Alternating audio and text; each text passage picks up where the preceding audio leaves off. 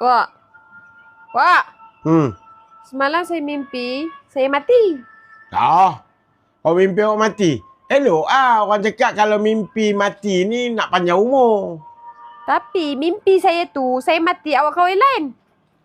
Dalam mimpi. Bukannya betul-betul pun. Yelah dalam mimpi tu awak kahwin lain. Yelah, itu kan mimpi. Sekarang kan awak hidup lagi. Yang mana sama mimpi awak mati. Yang betul-betulnya awak hidup, mana sama. Tak adanya saya nak kahwin lain lah.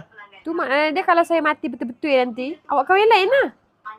Belum lah tahu lagi. Sebab awak pun hidup lagi. Tapi saya rasa tak kahwin lain kot. Lelaki nipu cakap je. Tapi nanti mati kahwin lain. Selalunya kalau perempuan mati dulu, memang lelaki suka kahwin lain.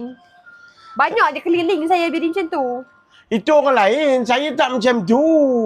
Kalau awak tak saya, awak try mati dulu. Saya kahwin lain ke tak? Tak, kalau saya mati, kalau awak kahwin lain, saya bangun saya cekik awak tengoklah.